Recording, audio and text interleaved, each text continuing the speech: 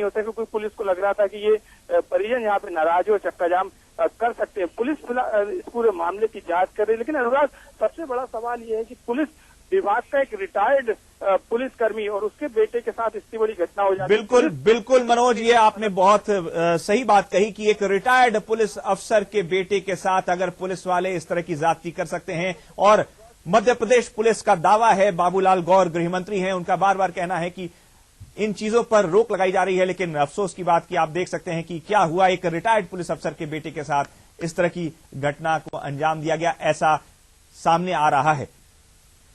धन्यवाद मनोज आपको इस पूरी जानकारी के लिए।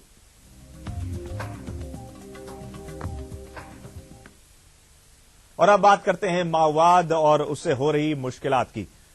माओवादियों के खिलाफ जल्द एक बड़ा ऑपरेशन चलाए जाने की तैयारी की जा रही है। इसके लिए केंद्र और राज्य सरकार दोनों मिलकर रणनीति बना रहे हैं। सूत्रों के हवाले से मिली खबर के मुताबिक राष्ट्रीय सुरक्षा सलाहकार अजीत डोभाल गुरुवार को एक गुप्त दौरे पर आए थे। इस दौरान उन्होंने सीएम रमन सिंह से नक्सलवाद और माओवाद को लेकर चर्चा भी की और उसके खिलाफ क्या रणनीति बननी है, इस पर भी बातचीत हुई। वहीं इस मामले में सीआरपीएफ के डीजी प्रकाश मिश्रा से भी बातचीत हुई है। हम आपको बता दें कि कोवर्ट ऑपरेशन में सीआरपीएफ और नक्सलाइट्स के खिलाफ जो मुहिम चल रही है उसमें सीआरपीएफ का काफी बड़ा योगदान है। उनको टैकल करने में, उनके खिलाफ ऑपरेशंस में सीआरपीएफ का बहुत बड़ा अहम भूमिका है।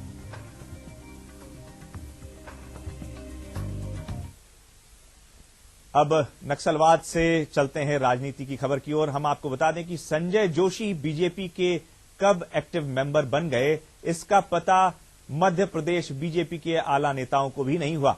फिलहाल ईटीवी को जो जानकारी मिल रही है उसके मुताबिक संजय जोशी पन्ना जिले में देवेंद्र नगर मंडल से सक्रिय सदस्य बने हैं। वहीं इस खबर के सामने आने के बाद बीजेपी नेताओं में हड़कंप मचा हुआ है। अगर पार्टी के नियमों की बात करें तो सक्रिय सदस्य को पार्टी का पदाधिकारी बनाया जाता है, पर सवाल उससे भी बड़ा ये है कि जब सक्रिय सदस्य बनने पर इतना हड़कंप मचा है तो पदाधिकारी कैसे बनाया जा सकता है। संजय जोशी, इनको लेकर काफी विवाद होता रहा है और उनको पन्ना के देवेंद्र नगर से सक्रिय सदस्यता दे दी गई बीजेपी की। और इस पूरी खबर से बड़ी हैरानी की बात है कि बीजेपी के सक्रिय सदस्य बनाए गए और इस पूरी घटना से बीजेपी के आला नेता अनजान हैं। और इस बारे में बीजेपी के नेताओं को हैरानी हो रही है। उनकी जानकारी में नहीं है कि संजय जोशी कैसे सक्रिय सदस्य बना दिए गए। ये बहुत हैरानी की बात है कि मध्य प्रदेश बीजेपी के पन्ना प्रकोष्ठ, पन्ना विंग के सक्रिय सदस्य बनाए गए और बीजेपी के आला नेताओं को जानकारी नहीं।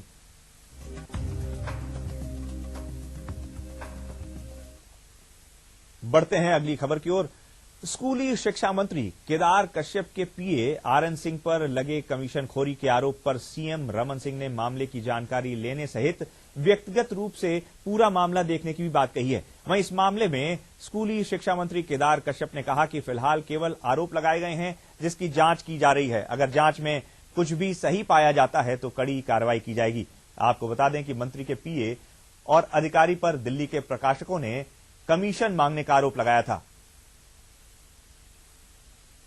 आरोप लगाया है, आरोप सिद्ध नहीं किया है। पहले आरोप लगाना अलग बात है और जो आरोप लगाया है उस पर हम दिखा रहे हैं मामले को और यदि मामला सही होगा तो उस पर कार्रवाई।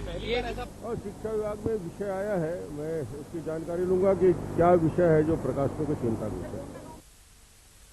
और उधर मुरैना में नगर निगम कर्मचारी अनिश्चितकालीन हड़ताल पर चले गए हैं। कर्मचारी अपने साथी कर्मचारियों के साथ मारपीट की घटनाओं से बेहद नाराज हैं, जिसके चलते सभी ने काम बंद कर दिया है। कर्मचारियों की मांग है कि दोषियों के खिलाफ मारपीट का मामला दर्ज किया जाए। नगर निगम कर्मचारियों ने आयुक्त, महापौर और सभापति से भी इस मामले की शिकायत की है और सभी ने जल्द से जल्द कार्रवाई का आश्वासन भी दिया है। हम आपको बता दें कि वार्ड नंबर 11 में 2 सफाई कर्मचारियों के साथ मारपीट की गई थी और वार्ड नंबर 31 में महिला पार्षद के बेटे पर गाड़ी अड्डा प्रभारी से अभद्र व्यवहार करने का भी आरोप लगा है। मैंने बोला कि कल मिल जाएगी आपको जेसीबी, आपके वार्ड में जो भी काम हो कल करवा देंगे। तो इतने भी मोबाइल पर बंदे गाली गलौज और जातीय अपमान का उनने गाली गलौज किया। मामला ये है कि 31 नंबर वार्ड के पार्षद के बेटे ने, उमेश यादव ने, हमारे जो प्रभारी है मुन्ना ड्राइवर, उनसे गाली गलौज किया और उसका उनके मोबाइल में रिकॉर्ड भी है। आजकल ऑटोमेटिक रिकॉर्डिंग है। उसके बाद में हम लोग यहाँ इकट्ठे, तब तक एक सफाई अभियान में सिद्धनगर क्षेत्र में कुछ लोगों ने हमारे कर्मचारी को मारा पीटा और कट्टा भी निकाल दिया उन पे। वो कर्मचारी यही है। पिटने के बाद भी आए। तो ये मारपीट और गाली गलौज होता रहेगा तो हम शहर की सफाई करें, काम करें, उसके बाद में गाली खाएं, पिटें, ये तो ठीक बात नहीं है। आज गांधी जयंती है और महात्मा गांधी का सपना था कि हमारा देश स्वच्छ बने। हमारे प्रधानमंत्री नरेंद्र मोदी का भी यही सपना है और आज 1 साल पूरे हो गए हैं स्वच्छता अभियान के। जब देश के प्रधानमंत्री नरेंद्र मोदी ने स्वच्छ भारत अभियान की कल्पना की तो देश भर के जाने मानी हस्तियों ने हाथों में झाड़ू लेकर सड़कों को साफ करना शुरू कर दिया था। इस अभियान को शुरू हुए 1 साल हो गए हैं। 1 साल बाद क्या है रायपुर का हाल, देखते हैं इस रिपोर्ट में। आधुनिकता कहें या फिर वैश्वीकरण, कि आजकल सब्जियां गंदी जगहों पर बिकती हैं और जूते एसी शोरूम में। चाहे वो देश की राजधानी दिल्ली हो या फिर छत्तीसगढ़ की राजधानी रायपुर। देखिए अवधेश मिश्रा के साथ। स्वच्छ भारत अभियान को 1 साल पूरे होने के उपलक्ष्य पे जगह जगह स्वच्छता पखवाड़ों का आयोजन किया जा रहा है। मगर यकीन मानिए राजधानी रायपुर की ये उस जगह की तस्वीर है जहाँ पे हजारों लोग रहते हैं। इस गंदगी के बीच में रहने के लिए लोग मजबूर हैं। सफाई नहीं होती है, जिम्मेदार यहाँ तक पहुँचते नहीं है। क्या उन लोगों को ये बात पता नहीं चलती है कि राजधानी रायपुर के बीचों बीच स्थित इस जगह पे इतनी गंदगी है कि लोग रहने के लिए, इस गंदगी के बीच रहने के लिए मजबूर। बात केवल बाजार तक सीमित नहीं है। जिनके कंधों पर स्वच्छ भारत को आगे बढ़ाने का जिम्मा है, उन्हीं के दफ्तर का क्या हाल है, लेते हैं एक जायजा हमारे सहयोगी वैभव शिव पांडे के साथ। हम रायपुर के कलेक्ट्रेट बिल्डिंग में हैं। आइए रायपुर कलेक्ट्रेट इन 1 सालों में कितना बदला है उसकी जरा तस्वीर आपको दिखा रहे हैं। रायपुर कलेक्ट्रेट बिल्डिंग का ये वो शाखा है जहां पे तमाम डिप्टी कलेक्टर और दूसरे रैंक के अधिकारी वो बैठते हैं। परिसर का कुछ हिस्सा आपको साफ सुथरा नजर आ रहा होगा, लेकिन दूसरी तरफ आप तस्वीरों में देखेंगे ये दाग अब तक नहीं धुले हैं। पान, तंबाकू, गुटखा और इससे जुड़े हुए तमाम ऐसे दाग जो हैं वो आज तक नहीं धुल पाए हैं और शायद इसे सुधारने की कोशिश भी अगर यहाँ के अधिकारियों की तरफ से की गई होगी तो वो उस कोशिश में वो नाकाम साबित हुए हैं। ये साफ तौर पे इन तस्वीरों को देख करके समझा जा सकता है। बात केवल सब्जी मंडी या फिर कलेक्ट्रेट तक सीमित नहीं है। सबसे संपन्न समता कॉलोनी का हाल जाना जुल्फिकार अली ने। आपसे जानना चाहते हैं कि ये कितने दिनों से ऐसी स्थिति है यहाँ पर? सर ऐसा है कि सालों भर से है कचरा है और कचरा जो फेंकाता है मतलब डेली फेंकाता है और 15 दिन 8 दिन के अंदर उठता है कचरा है और इतनी गंदगी बदबू आता है कि इसको पब्लिक भी परेशान है, जनता पूरी परेशान है और मैं दुकान खोला मैं भी एक परेशान रहता हूँ। क्या स्वच्छ भारत एक नारा होकर रह गया और अभियान करने की कवायद 1 साल में केवल फोटो सेशन तक ही सीमित रही? स्वच्छता की बात करें तो हर दीवारों में इस तरह का नारा लिखा हुआ है, आपको हाथ धोना है और कैसे स्वस्थ रहना है। हम रायपुर में मुख्यमंत्री निवास के एकदम नजदीक है। एक दीवार में लिखा हुआ है कि आपको कैसे रहना है, पर हम दूसरी तरफ सड़क के दूसरे किनारे पे हम आपको दिखा रहे हैं जिस शहर में स्वाइन फ्लू है वहीं पर एक साथ सरकारी बस्ती में केवल स्वच्छ भारत अभियान का नारा लगाने से सब कुछ नहीं है। लगता है 2 अक्टूबर को स्वच्छ भारत एक नारा बन के रह गया। नारे से निकलकर स्वच्छ भारत को एक पहल के तौर पर आगे बढ़ाना होगा, तभी गांधी जी के सपने साकार हो पाएंगे। ईटीवी के लिए रायपुर से अवधेश मिश्रा, वैभव शिव पांडे, जुल्फिकार अली के साथ संपादक प्रकाश चंद्र होता की रिपोर्ट। नारे और बयानों से हकीकत बदली नहीं जा सकती। ये तो सिर्फ एक बानगी है, एक एग्जाम्पल है। हकीकत रायपुर में सफाई के रियलिटी टेस्ट के बाद अब भोपाल चलते हैं। बीजेपी ने मध्य प्रदेश में सरकारी अस्पतालों से अपने सफाई अभियान की शुरुआत की, लेकिन इस अभियान की हकीकत क्या है, देखिए हमारे इस खास रिपोर्ट में। ये भोपाल का जेपी अस्पताल है। भाजपा के प्रदेश अध्यक्ष नंद कुमार सिंह चौहान ने दलबल के साथ यहां से सफाई अभियान की शुरुआत की। बताया जा रहा है कि इस अभियान को देखते हुए रात में ही इस अस्पताल को चमका दिया गया था। नंद कुमार सिंह चौहान अपने दलबल के साथ यहाँ पहुँचे और साफ सुथरे अस्पताल को चमकाने में जुट गए। ये सब नेता क्यों करते हैं ये आप जानते हैं, हमें आपको बताने की जरूरत नहीं। लेकिन इस पर नंद कुमार सिंह चौहान ने क्या सफाई दी आप खुद सुन लीजिए। ये भी अच्छा है, हम साफ करने जाएंगे। ये सुनकर यदि पहले साफ हो जाता तो वो भी तो राष्ट्र की एक मतलब उपलब्धि है। अब आप अस्पतालों में सफाई की हकीकत सुन लीजिए। सफाई रखते हैं पर ऐसा है कि उन्हें कई बार तो बोलना पड़ता है लोगों को कि यहाँ गंदगी है, वहाँ गंदगी है, ये सफाई नहीं है। आज तो आ रहे नहीं, पहले नहीं रहते थे। पहले नहीं। अस्पताल आमतौर पे कैसे गंदे होते हैं, साफ सुथरे होते हैं? गंदे होते हैं, काफी गंदे ही रहते हैं, साफ रहते कभी। ये तो आज ये साफ सफाई करवा रहा है, ये भी आप लोग मीडिया वाले आए तो साफ सफाई हो रही नहीं तो कौन सी होती है सफाई? तो आपने जाना कि अस्पतालों की हकीकत क्या है। जब यही बात हमारे संवाददाता ने नंद कुमार सिंह चौहान से पूछी कि क्या प्रदेश के अस्पताल सफाई अभियान के 1 साल बाद तक गंदे हैं, तो वो सफाई देते नजर आए। क्या हमारे अस्पताल अभी तक गंदे हैं? नहीं, और साफ सुथरे हो और अधिक स्वच्छता रहे। और ये स्वच्छता अस्पतालों से लेके तो सड़कों से लेकर नगर से लेके गांव से लेके तो घर तक, घर भी स्वच्छ रहे। घर में भी सफाई का एक लोगों में चेतना जागे, जागरण आए कि हमारे घर के भीतर भी हमको साफ सफाई रखना है। साल भर पहले यही अभियान इसी अस्पताल से शुरू हुआ था। स्वास्थ्य मंत्री नरोत्तम मिश्रा ने अभियान की शुरुआत की थी। 1 साल में क्या नरोत्तम मिश्रा अपने विभाग के अस्पतालों को साफ नहीं कर पाए, जो बीजेपी को बताने की जरूरत पड़ी है? नहीं, नरोत्तम मिश्रा और उनका विभाग तो जो साफ करेगा वो करेगा। समाज भी सफाई में आगे आए। मुंह पर कपड़ा, हाथों में झाड़ू, साफ जगहों की सफाई, कैमरा, सुर्खियां और खबरें, यही सब साल भर से हो रहा है। अब सवाल उठता है कि क्या ऐसे मोदी का स्वच्छता मिशन सफल होगा? Sandeep Bhamarkar, ETV news, Bhopal.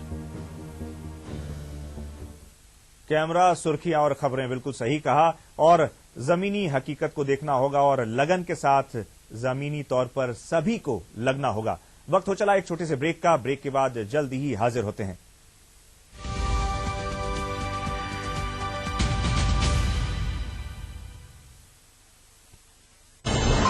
ETV की खबरें वेब पर देखने के लिए लॉग इन कीजिए news18.com।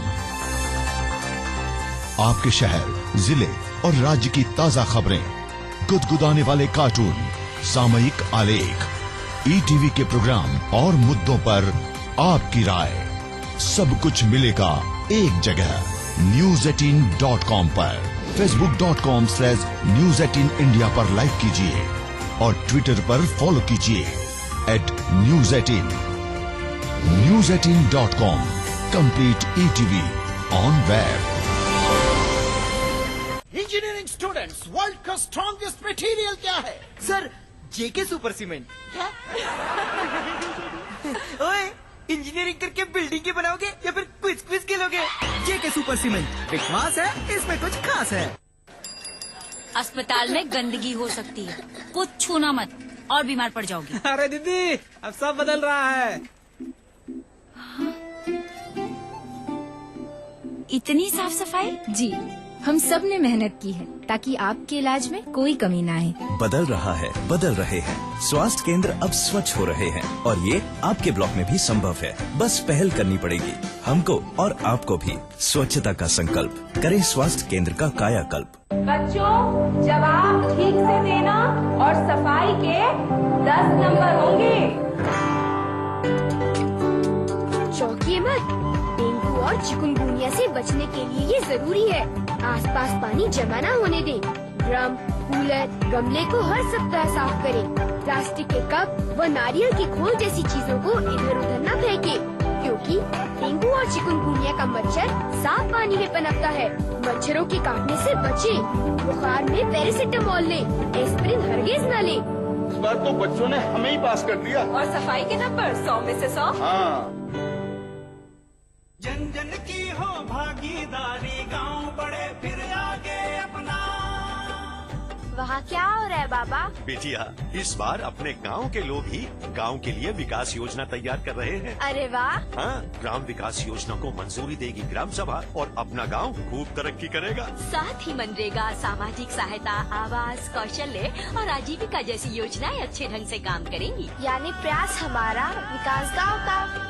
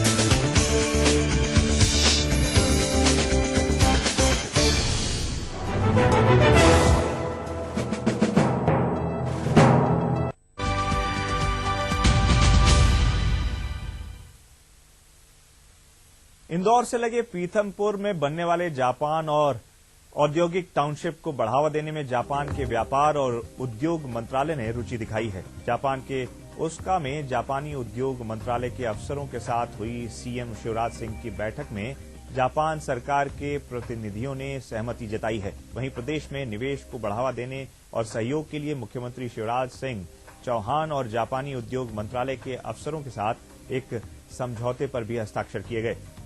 हम आपको बता दें कि टोक्यो और मध्य प्रदेश के बीच समझौते पर हस्ताक्षर किए गए हैं। जापान के उद्योग मंत्री और सीएम शिवराज सिंह ने हस्ताक्षर किए हैं।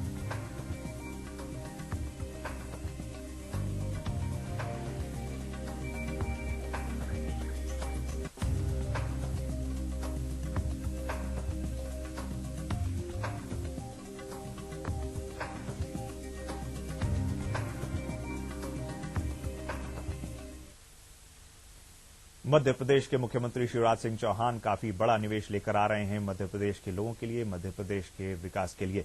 अब बात करते हैं जलवायु परिवर्तन की।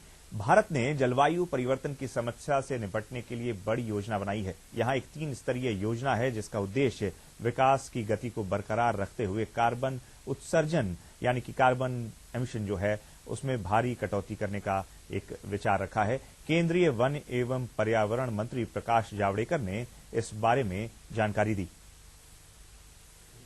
भारत में सतत विकास के लक्ष्य को सामने रखकर प्रधानमंत्री जी के मार्गदर्शन में और नेतृत्व में एक बहुत ही महत्वाकांक्षी और एक परिपूर्ण भारत का राष्ट्रीय योगदान जलवायु परिवर्तन के संकट से निजात पाने के लिए दुनिया के सामने पेश किया है, जिसके मुख्य बिंदु है कि हम हमारी ऊर्जा की खपत विकास के तुलना में अब जो 20% कम कर रहे हैं 2020 तक, वो अब 35% कम करेंगे, यानी 75% की छलांग लगाएंगे हमारे लक्ष्य में। ये बहुत ही एक महत्वाकांक्षी टारगेट है।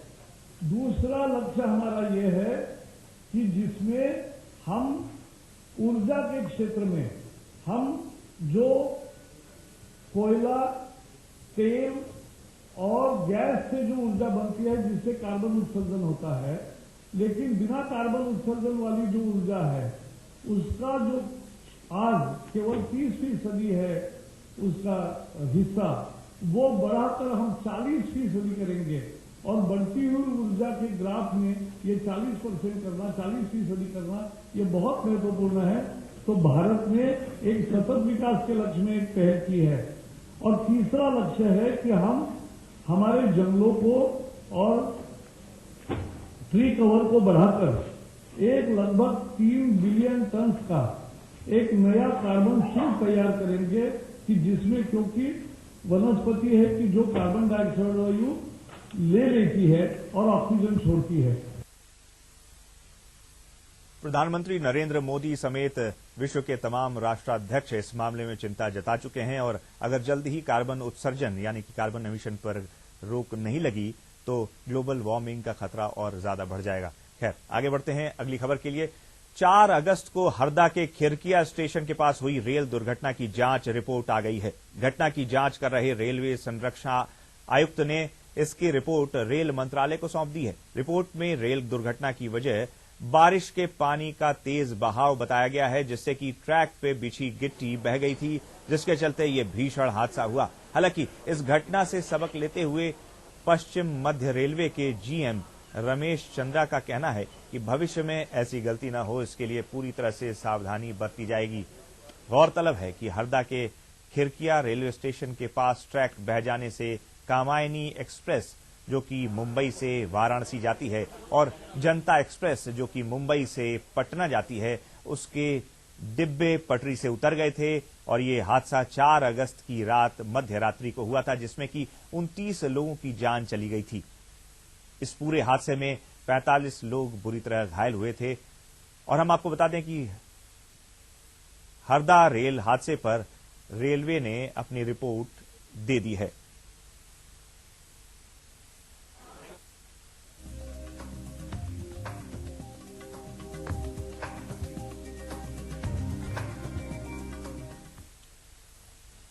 यह खबर है रायसेन से। रायसेन के सेंडोरा और रमासिया गांव का पूरा गांव बुखार की चपेट में है। बुखार से दोनों गांव के करीब 200 से 300 लोग पीड़ित हैं। इन लोगों को ठंड लग रही है और ठंड लगकर यानी कि सर्दी लगकर बुखार आ जा रहा है। हम आपको बता दें कि स्वास्थ्य विभाग की टीम गांव के दौरे पर है और स्वास्थ्य विभाग की टीम ने लोगों में दवाइयां बांटी हैं, लेकिन लोगों का कहना है कि ये दवाइयां बेअसर साबित हो रही हैं। उधर डॉक्टरों के मुताबिक स्थिति नियंत्रण में है। अब ये दो विरोधी बयान हैं। जो डॉक्टरों की टीम दौरे पर है वो कह रही है कि स्थिति नियंत्रण में है, लेकिन गांव वालों का कहना है कि अभी हालात बेकाबू हैं और लोगों को ठंड लगकर, सर्दी लगकर अचानक बुखार आ जा रहा है।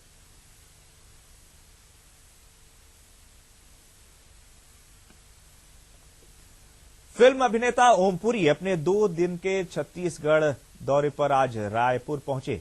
वो रायपुर में अपनी नई फिल्म हो गया दिमाग का दही के प्रचार और वन्य जीव संघर्ष पर आधारित एक संगोष्ठी कार्यक्रम में हिस्सा लेने आए हैं। इस दौरान ओमपुरी ने ईटीवी से खास बातचीत की।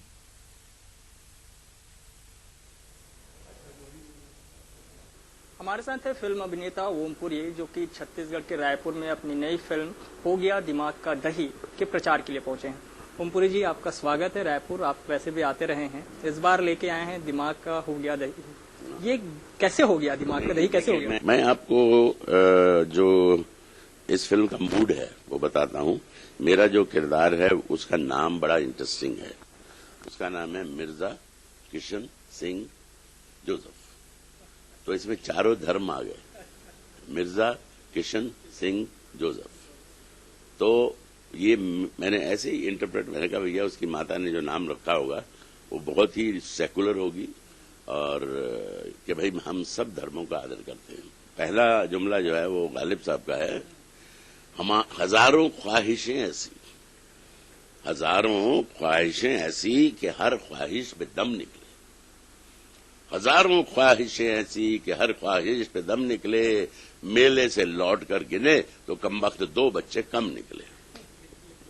बिल्कुल, तो इस तरह से कम ना निकले और जैसा ओमपुरी साहब बता रहे हैं कि हो गया दिमाग का दही। वाकई में अगर आपके दिमाग का दही हो गया तो इस फिल्म को आप जरूर देखिए, शायद इस तनाव भरी जिंदगी में आपको हंसने का एक मौका मिले। कैमरामैन राकेश के साथ वैभव सिपांडे, ईटीवी न्यूज रायपुर। इस बुलेटिन में फिलहाल इतना ही। हम आपको छोड़े जाते हैं तिरछी नजर के साथ। नमस्कार।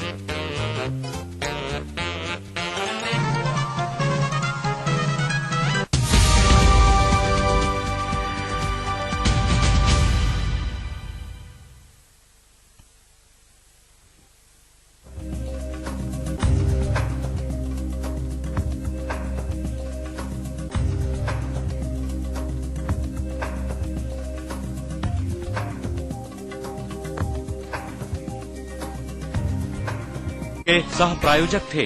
महक केसर शिलाजीत पान मसाला।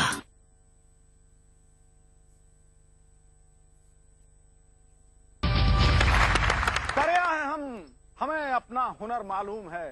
गुरु गुजरेंगे जिधर से रास्ता हो जाएगा। It is skill and not strength which governs your ship. बात में दम है। आज दुनिया सिर्फ हुनर को, मेहनत को नहीं पूछती। अगर आज आप इंग्लिश बोलने में माहिर नहीं हैं, तो आपकी काबिलियत की चमक फीकी पड़ जाएगी। इंग्लिश ऐसा बल्ला है गुरु, जो सही पकड़ में आ जाए तो हर बॉल बाउंड्री के बाहर, और अगर हाथ से फिसल गया तो अच्छे अच्छे खिलाड़ी भी पहली बॉल आउट खटैक। ये कड़वा सत्य है दोस्तों कि इंग्लिश में कमजोर इंसान कितना भी इंटेलिजेंट हो, कितना भी मेहनती क्यों ना हो, उसे दुनिया वो मकाम, वो इज्जत नहीं देती जिसका वो हकदार है। लेकिन अब ऐसा नहीं होगा। साडा हक एथे रख, क्योंकि अब हमें ब्रह्मास्त्र मिल चुका है। इंग्लिश लर्निंग की दुनिया में एक कमाल का आविष्कार हो चुका है। दुनिया की पहली ऐसी मशीन बना ली है जो इंग्लिश को सीधे आपके दिमाग, आपकी मेमोरी का हिस्सा बना देगी। और उस आविष्कार, उस मशीन का नाम है इंग्लिश मैजिक।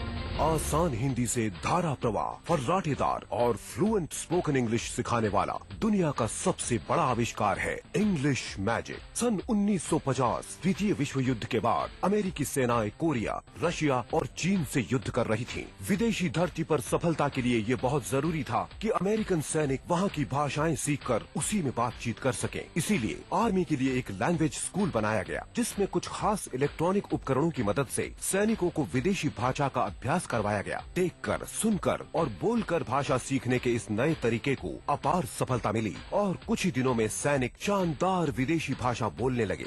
सालों बाद हमारे एक्सपर्ट ने इसी तकनीक और मशीनों पर रिसर्च की और स्पोकन इंग्लिश सिखाने वाली ये मशीन इंग्लिश मैजिक तैयार कर दी। इसे इतना आसान बनाया गया कि किसी भी उम्र का कोई भी व्यक्ति कुछ ही दिनों में धारा प्रवाह इंग्लिश बोलना सीख सके। संगत में ही पंगत है। दोस्तों, हमारे साथ इंग्लिश मैजिक बनाने वाली टीम के प्रोफेसर ग्रांट डिक्सन और Indian language expert professor Sudhir Pathak. दोस्तों, इंग्लिश मैजिक, इंग्लिश सिखाने वाली दुनिया की सबसे पहली मशीन है जो मानो सागर को गागर में डाल देती। 100 वर्ष का अंधकार हो, एक छोटा सा दिया जला दो, वो 100 वर्ष के अंधकार को खा जाएगा। दोस्तों, अंधेरों को कोसने से कुछ नहीं होगा, इस मैजिक के दिए को चलाना। इस मशीन में शामिल है 2.4 इंच की शानदार TFT स्क्रीन, जिस पर इंग्लिश लर्निंग प्रोग्राम्स प्ले होते हैं। यह फोन के साथ इसके बैक साइड में है पावरफुल और हाई क्वालिटी स्पीकर। डिवाइस में लगाई गई है पावरफुल लिथियम बैटरी।